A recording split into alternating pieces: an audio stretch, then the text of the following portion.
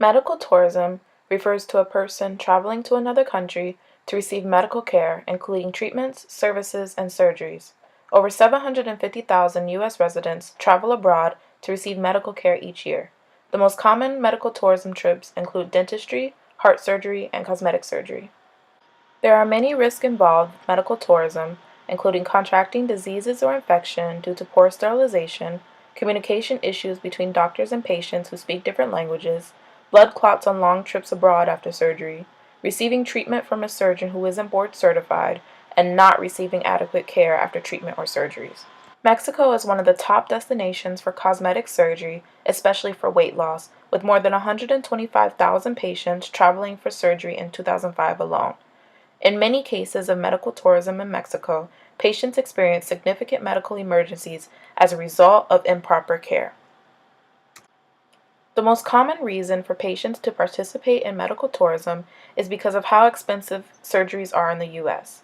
Many people who don't have insurance coverage for cosmetic procedures turn to Mexico for weight loss surgeries as an inexpensive and close destination alternative that advertises similar results to those of U.S. surgeries. The cost of healthcare in the U.S. is one of the highest in the world. Weight loss surgery in Mexico can cost anywhere between $5,800 and $6,400, whereas the same surgery in the U.S. can cost up to $35,000. Surgery is much less expensive in Mexico for many reasons, including a lack of accountability for complications after surgery. Many people are not deterred from medical tourism because the dangers are not widely publicized.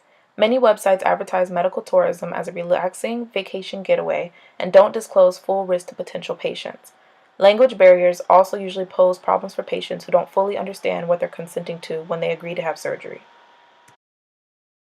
Not much has been done to solve problems of patients traveling to Mexico for cosmetic weight loss surgeries, aside from small advertisements and warnings from organizations such as the CDC. Like many other health problems, the CDC has informative websites that explain the risks of medical tourism and tips to prepare your trip if you do decide to go abroad for surgery. President Obama is, however, making steps to discourage Americans from traveling to Mexico for medical care by attempting to make the cost of healthcare in the U.S. more affordable. A lot will need to change before medical tourism to Mexico and other countries ends, but this is a step in the right direction, and with time and collaboration, changes should be seen.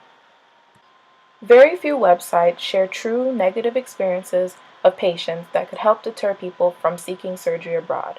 Instead, some organizations attempt to help patients undergoing cosmetic procedures make more informed decisions by posting guidelines for patients to choose the right surgeon and the right procedure for them.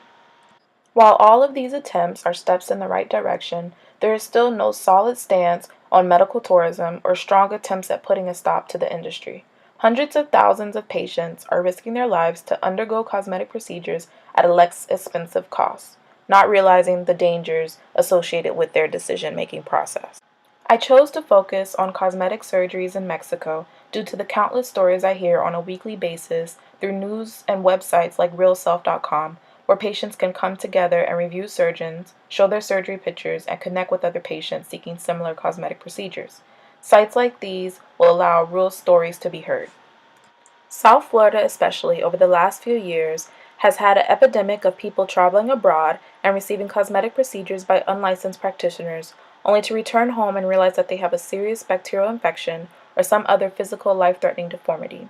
Other patients receive unlicensed treatment in Florida from people from other countries. One story in particular that caught my attention was that of Natasha, whom I interviewed for this project, about her experience traveling to Mexico for bariatric surgery. She chose to go to Mexico for surgery because, like many patients, she didn't have the money to have the procedure done in the U.S., and her insurance wouldn't cover the surgery because they considered it to be cosmetic. With limited knowledge on the subject, and a lack of understanding of the medical terms from few resources available about the dangers of medical tourism, she opted to have the procedure done in Mexico for $25,000 less than it would have cost to have the surgery done in the U.S. While everything seemed legitimate at first, upon returning, she realized that she made a big mistake. When Natasha returned from her surgery, she suffered a severe infection due to the lack of sterile tools and environment in the facility that she received her surgery in. Instead of taking a month to heal, Natasha was unable to walk freely, take care of herself, or work for over 4 months. When she recovered, she was able to speak to other patients in similar situations and spread the word on the doctor. Luckily, she caught the infection before it spread to the rest of her body, but many patients aren't as lucky and end up suffering major complications from infection and oftentimes death from surgeries performed improperly or with unsterilized tools. Unfortunately, this is the case especially in underdeveloped countries like Mexico, where medical practices are often not as strict as they are in the US. Natasha's story affected me deeply because I once considered traveling abroad to have a weight loss surgery. I was overweight and desperate for a change and didn't have the money or resources to find a way to have surgery or to lose weight on my own in the US. I opted out of the surgery after doing a lot of research on the risks. However, many people do not have access to article and information about medical tourism.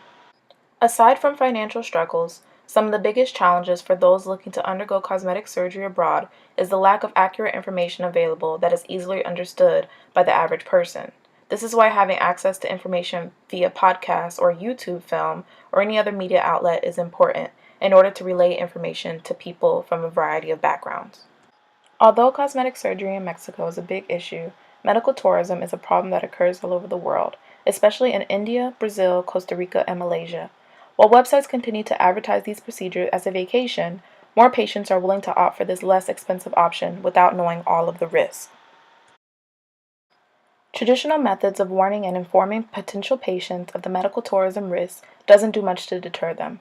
However, delivering the important information in a new way, such as a podcast, will allow the information to be accessed and understood from a more personal point of view. It will also bring awareness to the problems of medical tourism to everyone.